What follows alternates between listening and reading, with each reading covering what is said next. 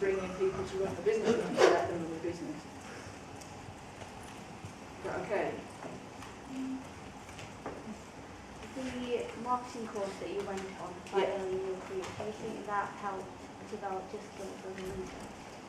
As a leader, no. It was very tactical. It was very much about being a marketeer. And actually, what was quite funny is somebody was doing one of these. My husband's doing an MBA at the moment, actually, up in Sheffield, and I'm learning. It's really interesting because I'm learning through osmosis from him, and he's currently doing a marketing thing. And there's still the same things like Maslow's hierarchy of needs and the Boston Matrix. I'm like, I can't believe we're still teaching the same things after like 20 years. But yeah, so it was more practical about being a marketing person rather than being a leader. Which is actually, when you think about it, you've got a point there. You possibly should have had at least one thing on being a leader, shouldn't they, or a manager? Yeah. Any other questions? If you had to describe yourself from the point of view of the staff, like how would you think your staff would describe you as a leader? Cheeky question. Let's tweet. I hope they would say, God. I don't know, to be honest. I'm going to ask them. I'm going to ask them when I get back and put on Yammer. No, I can't have to do it. I have to do it secretly, won't I? So I won't get the right answer. I would hope they would say inspirational because of what I've achieved, not because of me, but because of what we've achieved in the business and the fact that they're now owners, or they will be tomorrow, official owners of the business. I would hope I've inspired them to think that they can do it. About 10 of my people over the years have actually gone off to start their own business as well, which is fantastic. You know, people say, oh, that's a bit rubbish, isn't it? You've lost someone there. No, I think that's brilliant. Because you've hopefully inspired somebody to think they can do it as well. Probably a bit noisy. I'm not allowed, we used to have this B2B floor and a B2C floor, and the B2B floor was very, very studious. I was never allowed on that floor because I was too noisy. I had to go downstairs to the consumer floor. But we're all together now, so it's fine.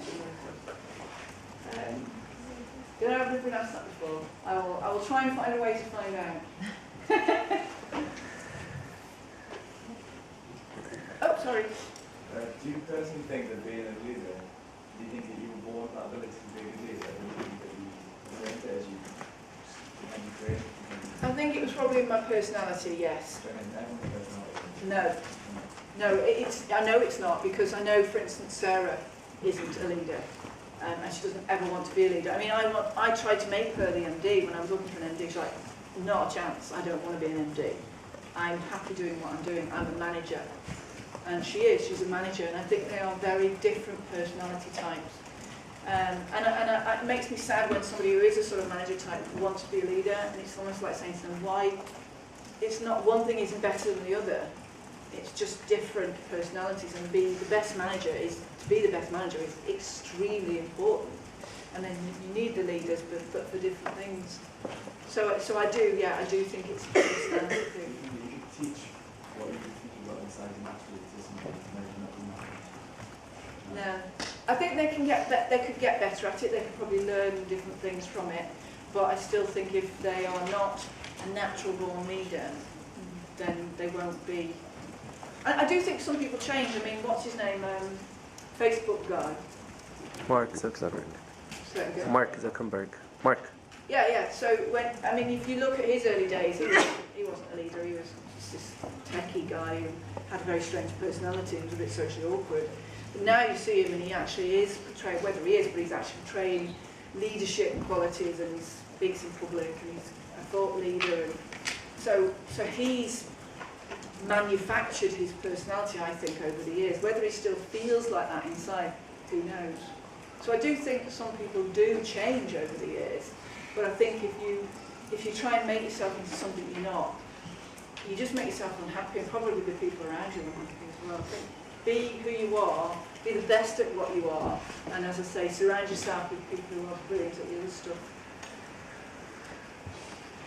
Sandy, as you know, that part of this year is called Leadership in Practice, and most of the students, they're actually graduating this year, so it's a final year student. So their challenge now is looking for a job. I won't call it a nightmare, but I'll call it as a challenge for them now. And I was just telling them that it's so great to have a job secured before going to the graduation ceremony in July. Yeah. So it's the time for job hunting now, and they're already busy with their coursework.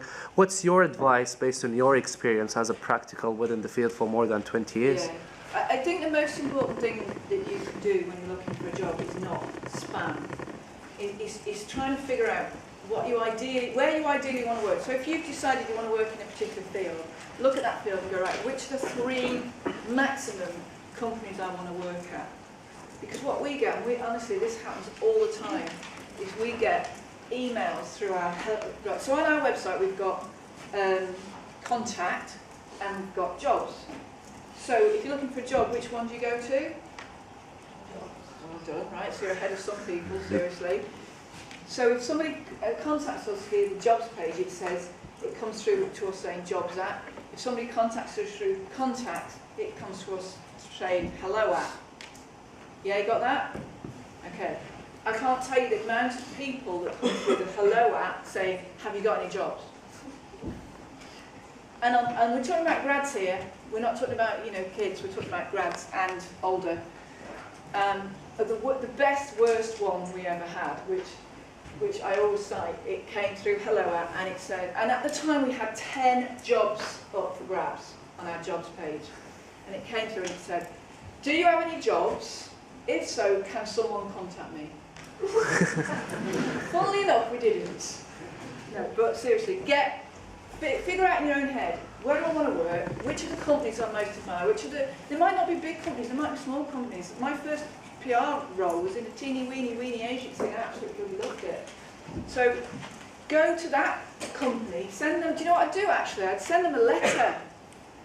How old-fashioned is that? But I get, 600 emails a day? I get 1 piece of mail a week. Send them a letter. It'll make you stand out. And make a point of the fact that you sent them a letter. I know we're in a digital age, but I thought I'd sent you a letter. You probably don't get many letters. You go, wow, that's cool. Just try and find ways to make yourself stand out. We once had a girl who sent us a cake. I mean, that was it really. She got a job there on the spot. It was a beautiful tangerine cake. And she had like this thing with icing with tangerine, and it had like what all the letters stood for. Just make an effort. Don't just spam. We even have people send us not blind copies but open emails to me and every one of my competitors in the city saying, have you got any jobs? Well, yeah, but you've just copied all of my competitors in, so obviously you don't give a toss who you work for. We have egos. People who run their own businesses have egos. We want to think you want to work. I want to think you want to work for me, not any PR agency in Manchester. Make an effort. Really do pick out who you want to work for. Honestly, it will make you stand out. You'll be surprised. Don't send an email.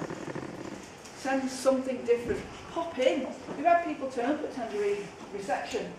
I thought I'd drop off my CV. Is there anybody available to chat? And we always see people. I mean, that takes balls, doesn't it?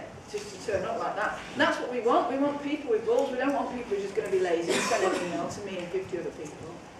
So that's the most important thing, is really figure out who you want to work for and then target those people. Figure out where they're talking. So a lot of us, if it's PR you want, in marketing you want to, a lot of agency bosses talk at things. Find out where they're talking, go and see them. I've always wanted to work at Tangerine, can I give you my CV? Wow. Brilliant. You'll at least get an interview. And every interview you take part in, you learn things from. You'll get so many cakes this weekend, right? Brilliant. Lots of cake. Did you ever tell us what tangerine stood for? Oh God, tangerine, right. I'd love to tell like this amazing story, but I'm sorry, it was just the fact that I like the colour orange. And back in the day, there was a huge telecoms company you might remember called Orange, so I couldn't be orange, so I was just Tangerine. But I was once in just after I'd come up with the name Tangerine, I was really proud. And I was in London in a taxi, and this taxi driver usually, so where do you work, love? I work at Tangerine PR. And he went, Tangerine PR? What sort of bloody idiot names the company after defunct fruit? Why did I get the only taxi driver in the world that knew about European regulations of fruit? And I looked up and he was right. Back in the day when I started the business, There was no such thing as a tangerine. There was clementines, there was satsumas, but there was no tangerines. I had to get that bloody taxi driver, didn't I? I was like, that would be me. Very upset. Hey Sandy, I just wanted to ask, so part of what we're trying to get students to do here, especially later on, is to become more reflective as leaders and practitioners. It sounds to me like you've been quite reflective over your career, and that's how you're able to become more honest with people. What's perhaps one of the key skills, other than reflection, that you found challenging or most challenging to develop as a leader or manager?